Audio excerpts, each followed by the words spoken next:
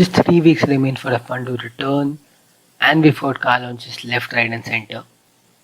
5 teams have officially launched their 2024 cars. McLaren only revealed their livery last month. They are officially launching on the 14th. So we've got 6 liveries, 5 cars though.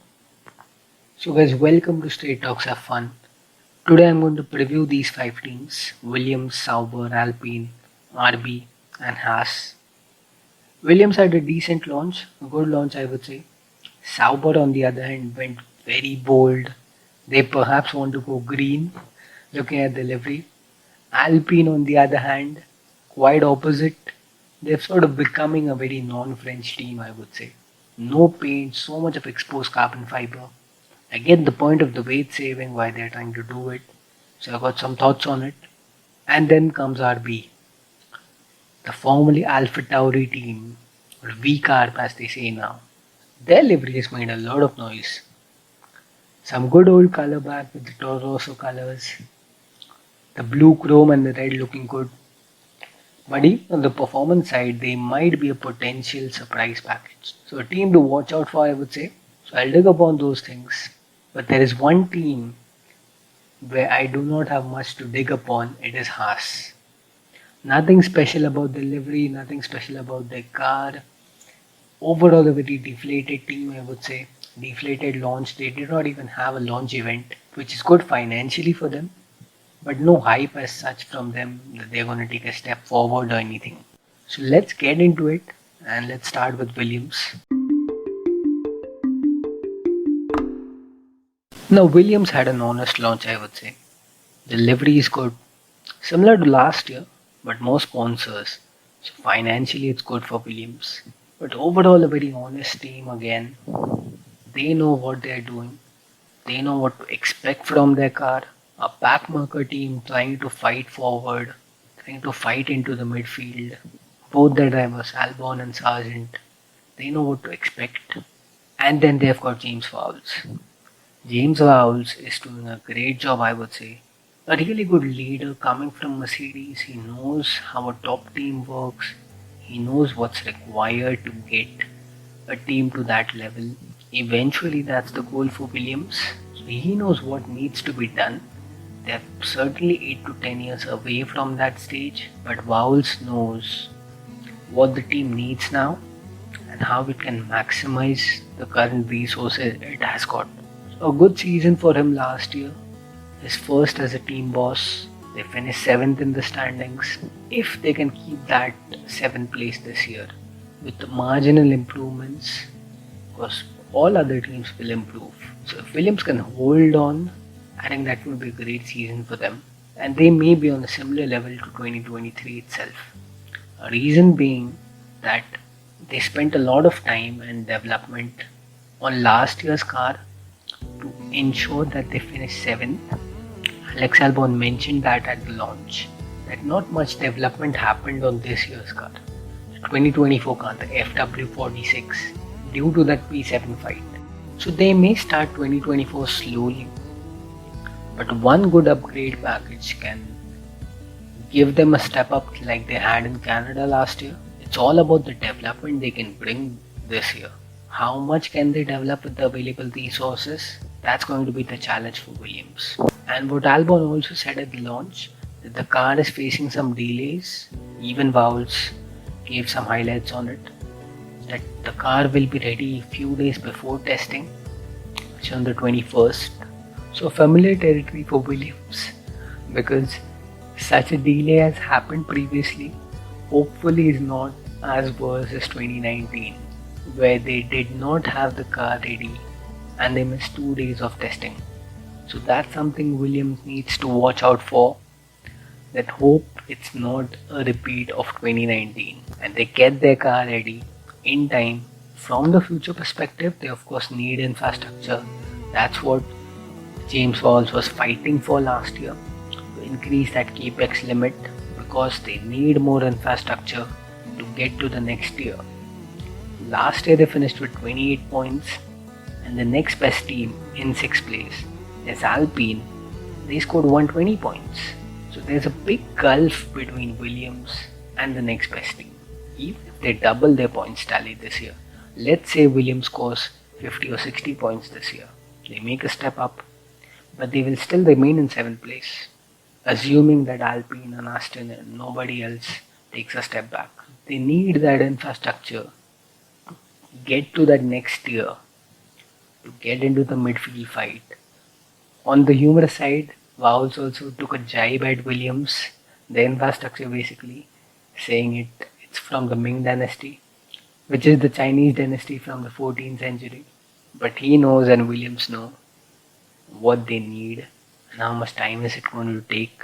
The last 2 years' progress is promising, definitely, but those are small steps towards a very steep, mountainous goal that they have set. So I feel Williams is still going to be that P7 kind of team. Last year they scored 28 points. This year, as I said, maybe they double their points tally. Even that's a bit ambitious. 50, 60 points, can they score? Maybe. They have only Alex Albon who's scoring all the points. Logan Sargent is way, way behind in terms of performance. He needs to step up. And they have got Albon's contract situation too. That's something Williams will have to fight with one hand tied behind their back, because that Mercedes seat is up for grabs, as I mentioned in the previous 2 episodes. Albon is a strong contender for it. So on the driver side of things, they have things to figure out. But from the performance side of things also, they need to maintain their status quo, if not take a progressive step up. How much of a step up can they take? We'll see throughout the season. At this stage, it seems that they will maintain their 2023 level of performance, most probably.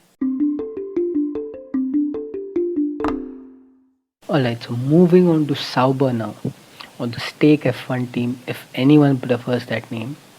But most probably media, fans, everyone's just calling them Sauber. In terms of the rebrand, very bold. Stake F1 kick Sauber. On the livery too, it's quite bold. Very bold with the green highlights, neon green, black carbon fiber. Just two ways to go about it. It's a very mixed reaction to that livery. Either you hate it or you love it. It's quite divisive. Some people are liking it, just the boldness of it. And yeah, honestly, to be fair, it would look great in night races. It would be spectacular to see that car sparkle with that neon green on the black carbon fiber. But on the other hand, it is so much of weight saving that Sauber is trying to do, which to be fair, they have got all the right to, given they have got a rebrand, and Sauber have never had a set of colors that identify with their brand. They have been changing colors. Back in the day, they used to have the white and the blue livery. Then they changed it to a blue and yellow livery. Then Alfa Romeo came in and they had the red and the white color scheme. And now this by the Stake F1 team. So yeah, the livery is quite divisive. In terms of the launch too, more of a marketing launch. All the spotlight was on the sponsors. There's a bit of controversy about Stake too, which is an online casino brand for the people who don't know. An online casino or gambling is illegal in Switzerland. And because Sauber is from Switzerland, a Swiss team based in Henwil, that's something that's not going down well. So there may be restrictions on calling it stake in countries wherever online gambling or online casinos are illegal. So to kick Sauber or just Sauber, that's something people will use it more and more. But yeah, on the Switzerland thing, F1 is also illegal in Switzerland. They banned motorsport as a whole after the 1955 Le Mans, where a lot of incidents happened. Several spectators died, drivers died. It was a huge accident. After that, they banned motorsport as a whole in Switzerland, and then it was partially lifted in 2015, only for Formula E. So electric car racing is something they are fine with, but Formula 1 and other forms of motorsport, endurance racing, etc., that's something Switzerland does not like. So yeah, kind of an irony over there. They're fine with having a team probably, but the team having an online casino brand name, yeah, that certainly would be crossing the line as per Swiss rules. Anyways, the livery, the brand, it's just going to stay for a couple of years. Audi's coming in 2026. So this is just a stopgap arrangement for now. Honestly, I also don't like the livery. Yeah, it's quite divisive. It seems jarring at times, the neon green.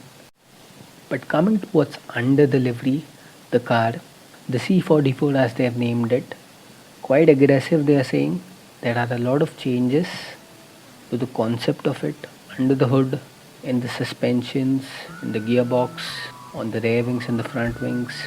James Key, who's the former technical director of McLaren, he joined them last year, and James Key gave a detailed overview of what all changes they have made to this car.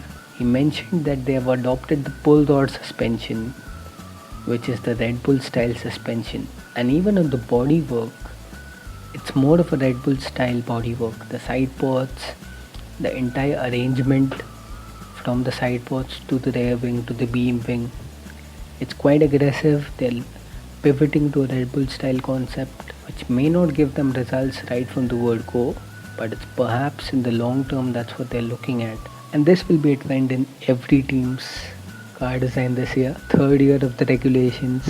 Red Bull are nailing it, so why not pick up their concept and run away with it? Every time a regulation change happens, this sort of convergence happens. The dominant team, the top performing team, their concept gives inspiration to others, and then the teams start to cut that deficit back, and that's what probably Sauber are trying to do. That's what more teams will try to do, using the Red Bull concept, adopting those kind of suspensions and side pods.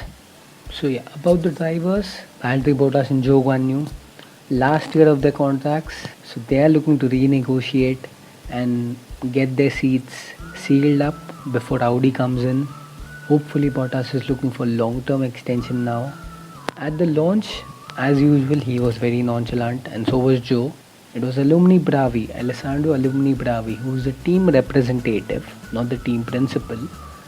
He was the main marketing guy at the launch. Quite excited, more excited than the drivers itself. But Sauber, from performance perspective, they need to develop for Audi. They cannot be stuck in that backmarker pack in the next 2 seasons. 24-25 are their years to prepare for Audi. Because Audi are coming to win. They are not going to win from the word go in 26, but they are looking to win 3-4 years. In 28-29, they would want this team to be winning championships, winning races, at least challenging for wins. So Sauber needs to develop over the next 2 years. However casual, bold, marketing oriented the rebrand is, it is a stopgap arrangement right now, and Audi is something they would look to focus upon. Sauber, difficult to predict where they will finish this year. They will be somewhere in that lower half, the back markers, the lower midfield teams. If they can finish P7, P8, give a fight to Williams, Alpha Tauri, that would be good to see.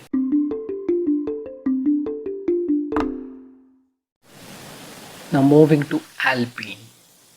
A lot of thoughts. What are they doing? I just don't get it. Every year they release a livery with less and less blue on it, lesser colors of the French flag. In 2021 they launched a car. It was a beautiful livery. The bright blue color with the bleu blanc rouge of the French flag. It looked beautiful. It was one of the best liveries that year. And then 2022 came. They had the PWD sponsorship coming in, which is fine. They had a pink car, some pink highlights to the blue. Fair enough. Last year they had some black, the exposed carbon fiber, and this year they've just gone extreme with it. Almost 70% of the car is exposed carbon fiber, and there are blue and pink highlights on it. Seriously, Alpine, from the brand perspective, from the identity perspective, it just looks so non-French. It just does not look like a French team's car. Their WC hypercar was also launched at the same event. They'll run in the World Endurance Championship, and that was looking like a more Alpine car. They could have had the same livery on the F1 car too. But no, they want to save some weight. They want to gain lap time by shedding off their livery paint, which is fair enough. A lot of teams have done it, but not this extreme. So, is it worth that much of lap time that we will have a blackish car grid this year with so much of exposed carbon fiber? Even the teams that have got color right now, they may look to scrape it off if they feel they are slow to gain those half a tenth, 1/10 of a second. It's possible. Hopefully, Ferrari and Aston Martin don't do it. They've got the unique identity colors, the green and the red. Red Bull, of course, won't do it. They're the fastest, so they don't need to. But fingers crossed that the top teams don't inculcate so much of black into their liveries. McLaren have done it smartly. The entire branding, the entire colors of their social media, of their car, of their overalls, they are papaya and black. So makes sense. But Alpine have gone really extreme here. But yes, coming to their car, the A524, it's a big overhaul, they say. Except for the steering wheel, everything has changed, they say. The technical director Matt Harmon, he gave a full overview, quite monotonously actually. But he gave a full overview of what all has changed. From the front wing, the suspension geometry basically, on the front and the rear. They've redesigned the entire chassis. The gearbox is lighter. The brake heating side of things, that's been a tricky area for Alpine. Overall, the efficiency in the ride of the car, that's something they're looking to improve this year. The weight distribution of the car, things have been moved around in the car, the placement of things. So all these things, a lot of these things, will it help them to unlock a lot of lap time? Fingers crossed it will, because they are sort of getting this anonymous team. Last year they finished in no man's land. They were fighting nobody. They finished 100 points ahead, almost 100 points ahead of Williams. But they finished almost 160, 170 points behind Aston Martin in 5th. So they are in their own zone on the grid right now, fighting nobody literally. Gasly and Ocon were fighting each other. That was the case in 2023. They know they need to get better on all fronts. That's where the entire overhaul of the car. They would hope it works. On the structural side of things, they've made some hierarchy changes. Last year, Otmar Zafnau got sacked. Then Lauren Rossi before that. So a lot of changes happening in there. A lot of turmoil. So things have sort of stabilized now. Bruno Famin, the new team boss, he's taken control. Couple of new COOs they're going to appoint at the Enstone and Berry basis. Hopefully that brings some stability. But overall, what is holding Alpine back is that Renault power unit. The engine output is not something that is helping them. The reliability of that engine has always been under question. And the output also, last year we got to know that it's about 15 horsepower less than anybody. Lesser than Honda definitely, lesser than Ferrari and Mercedes too. So that's something Renault will have to figure it out.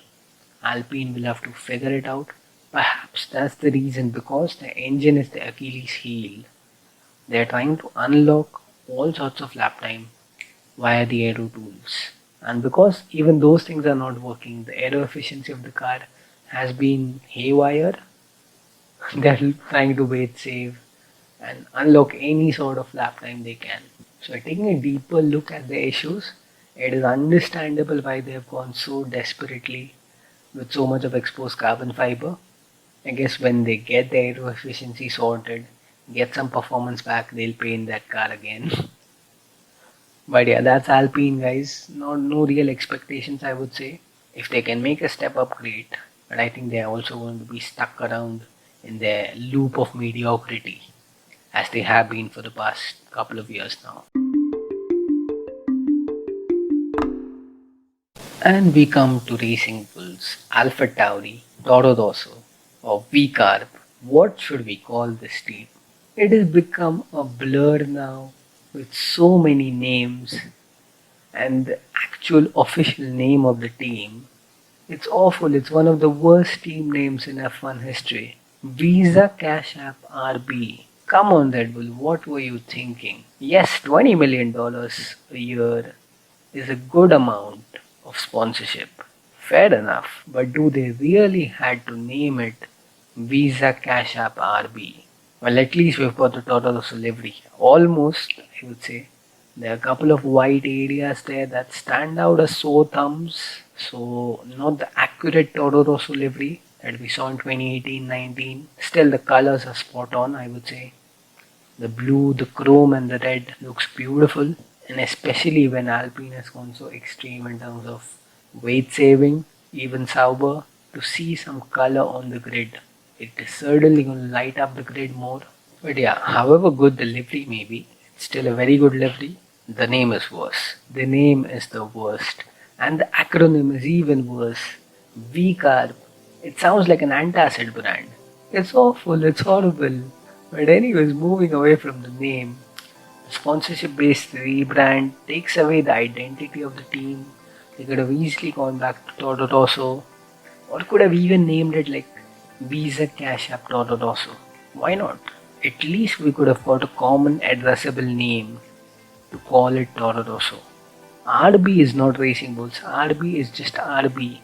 Two initials RB. And it's so confusing with Red Bull. So the identity of the team, that's the big question. What is it? There are sponsorship-based team names in F1. The full name for Mercedes is Mercedes-AMG Petronas F1 team. Aston Martin last year had a really long name. Aston Martin Aramco Cognizant F1 team. But we just call it Aston Martin. We just call it Mercedes. So that's something I think Red Bull have missed a point over here with their sister team. But it is what it is, that's their name now. RB is the more commonly addressable name that's been used in the media. So that's what I'm gonna call it. Or VCARB, just to avoid confusion with Red Bull at times. But besides that, the car is also very similar to Red Bull. The RB19 inspiration is all over that VCARB 01. The aggressive side pod undercut. They have also gone for a pulled out front suspension. So teams are going to do that because that suspension has been so effective for Red Bull in this ground effect era. Aerodynamically, it's quite efficient for them, and that's the reason Red Bull used that pulled out suspension, and that's what is there on this RB car too. So to be clear, there is an increased collaboration of parts and concepts between Red Bull and VCARB, and people are not happy about it. Zach Brown was quite vocal once again when they announced that Red Bull and AlphaTauri are going to increase their collaboration in terms of parts, in terms of their concepts. Red Bull wants AlphaTauri, or now RB, to be more competitive as their sister team, and it makes sense from their perspective too.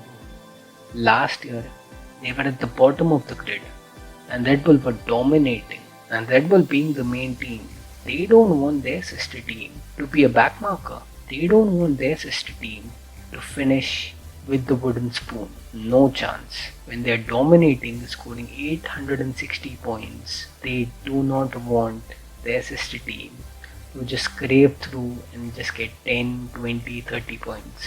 Definitely not. So it's to get the competitiveness level up and ensure that their sister brand is also getting some respectable results. Now, the objections against the collaboration, which has been existing since 2005 and 6, they have been using their parts and cars for years now.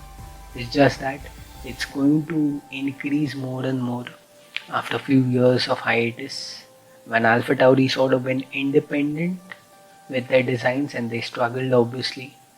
So now that collaboration is sort of resuming, I would say, but people are saying that no, this is not something in the current state of F1. Teams need to be independent. That's what Zach Brown said, and that's something he's not liking.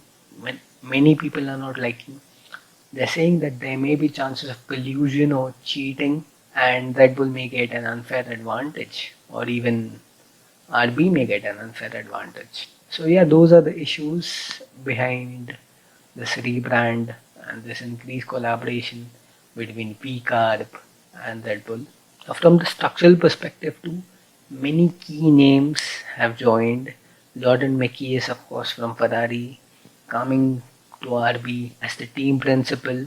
Alan Permine, he got sacked last year from Alpine. He joined this team after his long-term association with the Enstone team, previously Benetton, then Renault, then Alpine, and Tim Goss, who recently left his FIA position, he joined them. So a lot of big names coming to their team, and they're definitely not coming in to just be part of a backmarker team. So RP is cooking something for sure, and that's what Ricardo and Tsunoda are hoping. Both of them fighting for that Red Bull seat. With Sergio Perez's contract expiring next year and his underperformance, obviously, they are aiming at that seat. They want to fight further up the midfield, and they're hoping that this 2024 car is much better with the new collaboration, with more parts from Red Bull, their concept coming in. They're hoping that they're just not scraping point. If Ricciardo and Tsunoda can get there, consistently be in the points, maybe get top 5 finishes, maybe get a podium, who knows. RB is a team to watch out for, I would say. They could spring up a surprise performance jump this year, and we'll get to know how Bahrain testing goes for them. I may be wrong in this prediction, but I strongly feel if Red Bull can implement that concept well at VCARB 2, they can understand as a team how to maximize the Red Bull concept. They are the assist team, so yeah, there is a lot of potential over there, I would say. And good for Ricciardo and Tsunoda, they would be fighting up the midfield for sure. So the last team, but technically the first team that revealed their car, Haas. There is literally nothing to talk about Haas, barring Gunther Steiner's exit, which has also died down now. Steiner's quite happy leaving the team. And without Steiner, what is Haas? That's the question I would ask. Because they've revealed the livery. They just stopped their pictures, no launch event. Financially, that's good. They don't have the money to do all these marketing expenses. And even from the livery perspective, nothing special. Multiple elements from last year, they just tweaked it and maybe added more black in there. It's covered with sponsor logos and flags, so fair enough, but not a banger livery. Last year they really stunned people with the Minardi sort of look, but this year it's sort of repetitive, so nothing special there. In terms of the team, they're not in a great situation. They've got a new team boss in Ayao Komatsu. He's looking at a technical overhaul in the team, improving communication, improving the technical processes of the team, how they get upgrades. So trying to figure out all those things. But the point with Komatsu is he initially said that the 2024 car, the VF24, is going to be a step forward. And when they revealed the car, obviously there were some visible changes on it. The car concept has changed. Last year the upgrade they bought at Kota, it's a similar car concept to that. It's a Red Bull style side pod. They initially followed a Ferrari style side pod, and now they have switched to a Red Bull style side pod, a Red Bull style aero concept. And despite that, Komatsu is saying that they will be towards the back of the field, which is sort of pessimistic to say for a new team boss to come in and say that alright, we are looking at the technical overall, the team is in a tough spot. We are not looking to improve as such right from the word go. But for any F1 team to come out and say on their launch event that they are not going to take a step forward, they are going to be towards the back of the grid, which is essentially accepting defeat before the season even begins. So quite pessimistic outlook, I would say, from Haas, given they have just lost their long-serving team boss. They need to get some positive atmosphere going in that team. Right now, Haas is the least talked about team, I would say. There is RB, they are going to rebrand. There is Sauber, they are going to do rebrand. And the energy and the vibe around those teams is quite electric. People are talking about it. Yes, they are going to be towards the back of the grid too, but they are not saying that. They might just scrape off 1 or 2 points in every race, but they are not saying those things. Sauber did a lot of marketing mania, I would say, at the launch. Fair enough. But at least they were positive about things. They know Audi's coming in a couple of years. They have to get ready for that collaboration to start. So think Haas can be a little more optimistic rather than just giving these deflating statements that oh they are going to be towards the back of the grid. So yeah, the concept changing, the VF24, how much of an impact can they make? We'll see. So yeah, hopefully Haas would hope that their change concept pays dividends as the season progresses, and in the next 2 years, the 2026 regulation change is something they should be looking at in the long term. The owner Gene Haas is demanding performance, but at the same time he's not willing to invest more. He feels there are enough resources, there is enough investment he's put in, which is fair. Perhaps they are not utilizing, capitalizing, and maximizing on all those resources. That may be a possibility. So let's see what Ayao Komatsu does. No real excitement, I would say, for Haas, but yeah, fingers crossed. If they do well, it's really good to see Haas do well.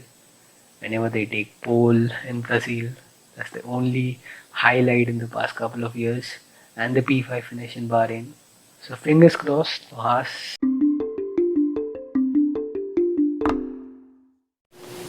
So that's it, guys, for the part 1 of this team's preview for the 2024 season. The part 2 will come next week as the remaining 5 teams, the top 5 teams, Mercedes, McLaren, Aston Martin, Red Bull, and Ferrari, reveal their cars this week. 4 days, it's going to be quite hectic.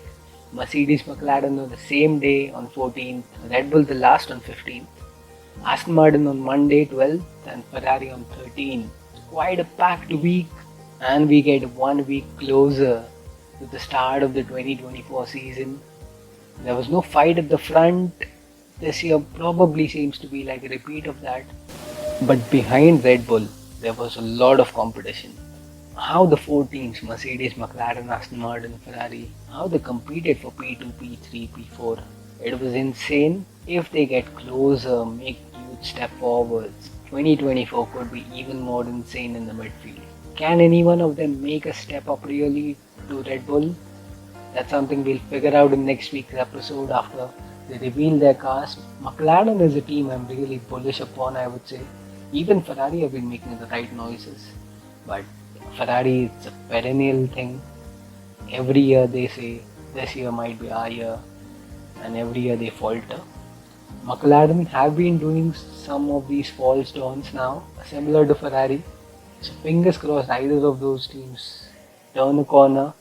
But anyways, I'm going to bring all these things in next week's episode. Stay tuned till then.